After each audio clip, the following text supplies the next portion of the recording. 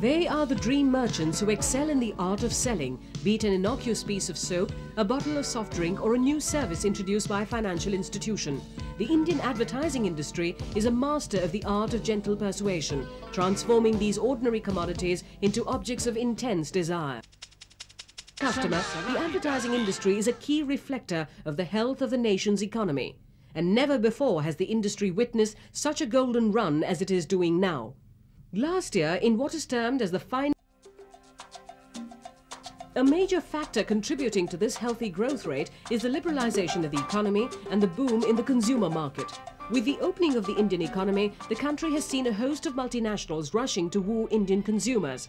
Realizing that the country has a middle-class population of 200 million people who are only too willing to buy products and services to enhance their lifestyle, the Indian market has been flooded with some of the most well-known brands. To the gleeful advertising agencies, this has only meant one thing: more clients, more accounts and more business. The advertising market is booming, specifically because multinationals have come in, specifically because multinationals know that unless they give what the consumers need, they are not going to succeed. And they also know that unless they inform and create the desire for that particular brand through advertising, it's not going to work. The globalization of the economy has also resulted in a unique development in Indian advertising agencies: the globalization of agencies themselves.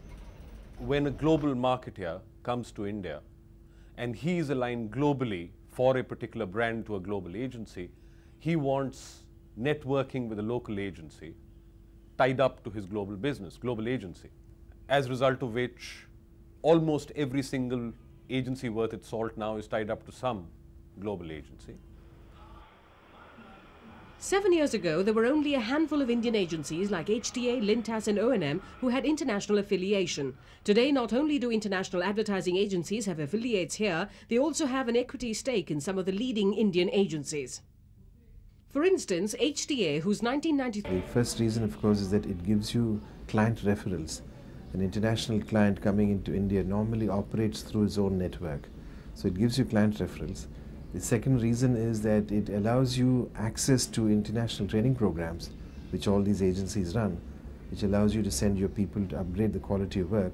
And the third reason, of course, is to make sure that you have an ability to share in an international experience. There have been some fallouts. Indian agencies are now increasingly having to deal with the phenomenon of their multinational clients going for an agency realignment to fit into their brand's global plans.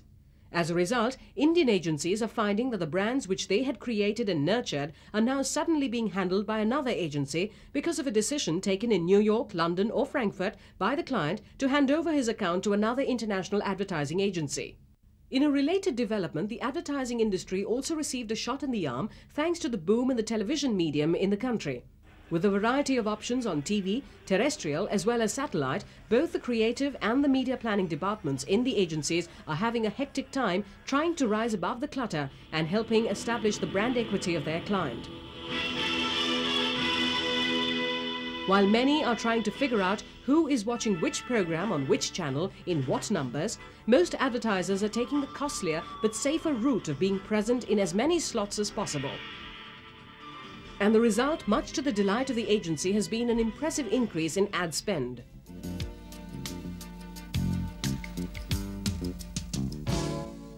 While all these factors are spurring agencies to achieve record-breaking growth rates, it has also resulted in a windfall for the Indian consumer.